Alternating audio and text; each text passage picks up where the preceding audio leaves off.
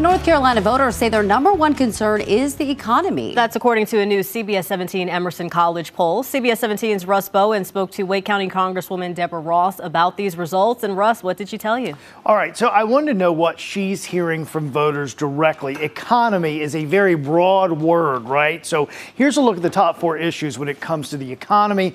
It can include the cost of what's on the shelves at grocery stores and home improvement stores, jobs and unemployment, and the cost to heat our homes, fill our tanks. But there's another issue Representative Ross is hearing above all else that she says is a major factor in the economy. North Carolinians are saying their top issue, their biggest concern that they have right now is the economy. The following 3 total combined equal that of what their concerns are for the economy at 36%. What is it that you're hearing when you're out talking to people that they're concerned about? The economy is absolutely the number one issue. In this area, when we're talking about rising costs, the main issue that I hear about is housing. Because first-time home buyers, renters, I mean, unless you're somebody who got a mortgage 10 or 15 years ago, or even maybe during the pandemic, you are dealing with increased housing costs. So I'm hearing that from every corner, everything from our homeless population, our low-income population, to fairly affluent young people who can't even buy a home. Then we're hearing about healthcare costs. Congress has done quite a lot on healthcare costs, bringing down the cost of insulin, Medicare, being able to negotiate for prescription drugs. I will say that housing is a problem because of the housing bust we had more than a decade ago. So after we had the housing bust and, all these houses were on the market and foreclosed on, fewer homes were built. Well, North Carolina, we have more people now. And particularly in your district. And 60 people a day on average move into Wake County. And so we don't have enough housing. And then interest rates are higher. And that raises the price for home construction. And it also raises, what your mortgage is going to be. Is this a bit of a predicament for Democrats? Well, no. What could get done between now and November that deal with child care costs and housing costs is that the Senate could pass the tax package that we passed that includes the child tax credit and that includes the low-income housing tax credit. Those things would be game changers on housing and childcare.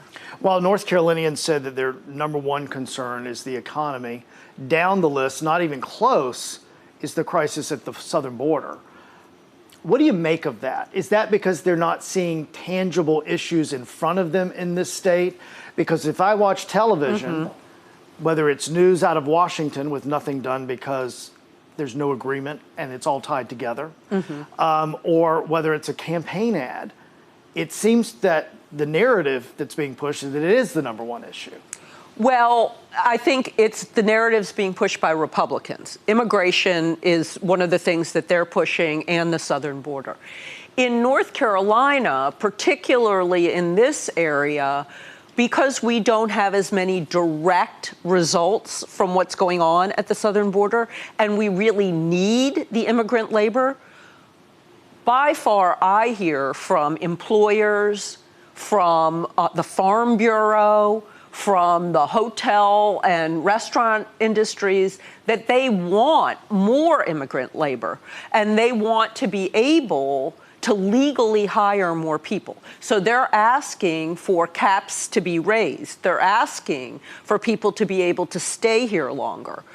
That's what I'm hearing from the business community. But how do you navigate that with fentanyl and all these other opioids that are coming across the border? Well, what I would say is on fentanyl, the vast majority of the people who bring fentanyl across the border are not people who are trying to come to the United States.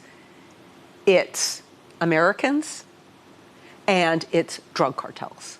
And those are not the people who you're seeing at the southern border. I mean, they're barely coming with the clothes on their back, let alone carrying a whole bunch of fentanyl.